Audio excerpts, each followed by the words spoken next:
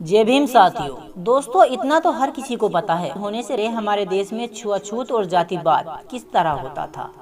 शूद्रों को मंदिर में जाने तक का अधिकार नहीं था आज़ादी से पहले, लेकिन भारत के आज़ाद होते ही और बाबा साहब अम्बेडकर के संविधान बनाते ही शूद्रों को मंदिर में जाने तक के अधिकार भी मिल गए और इस समाज में रहने का अधिकार भी मिल गया।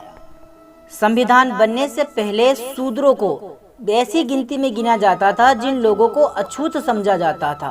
अछूत यानी जानवरों के बराबर ऐसे इंसानों को बनाकर रखा जाता था। समाज में छुआछूत और जातिवाद को देखते हुए ही बाबा साहब डॉक्टर भीमराव अंबेडकर जी ने संविधान बनाया था।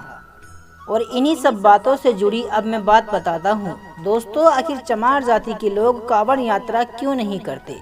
बात उस समय की है जब बाबा साहब डॉक्टर भीमराव अंबेडकर जी ने सन 1956 में अपने लाखों अनुयायियों के साथ बौद्ध धर्म को अपना लिया था। हिंदू धर्म का त्याग कर कर उन्होंने बौद्ध धर्म को अपनाकर 22 प्रतिज्ञाएं ली थी, जिनमें से एक प्रतिज्ञा ये भी थी कि मैं हिंदुओं के किसी भी देवी देवता की पूजा पाठ नहीं करूंगा और मैं ईश्वर के किसी भी रूप या मंदिरों की कोई आस्था पूजा पाठ में कोई ऐसा विश्वास नहीं करूंगा।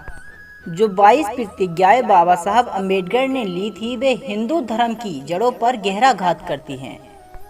आज के समय में भी जो लोग बाबा साहब अम्बेडकर को मानते हैं वे हिंदू धर्म में किसी भी देवी देवता की पूजा पाठ नहीं करते, यहाँ तक कि वे कांवड़ यात्रा में भी नहीं जाते हैं। उसका कारण ये था कि शूद्रों को आज़ादी से पहले मंदिर में जाने तक का अधिकार नहीं था। जहाँ पर गैर हिंदुओं को जन्म से ही मंदिर के अंदर जाने का अधिकार था, वहीं दलित समाज के लोगों को मंदिर के बाहर खड़े होने तक का भी अधिकार नहीं था। आज़ादी से पहले शूद्रों को ये भी नहीं पता था कि आखिर भगवान होते कैसे हैं और भगवान अच्छे हैं तो फिर उन्हीं के मंदिरों में जाने से हमें क्यों रोका जाता है। आखिर भगवान ने ही हमें बनाया है तो फिर उनके ही घर के अंदर जाने को हमें अधिकार क्यों नहीं मिलता है। यही कारण है कि आज तक भी दलित समाज के लोग भगवान की पूजा पाठ नहीं करते, वे केवल बाबा साहब अम्बेडकर और सतगुरु रविदास को मानते हैं। तो दोस्तों, आप लोगों को ये जानकारी कैसी लगी मुझे कमेंट कर जरूर बताएं। तब तक के लिए जय भीम, जय भारत। मिलते हैं हमारी अगली वीडियो में। नमो बुद्धाय।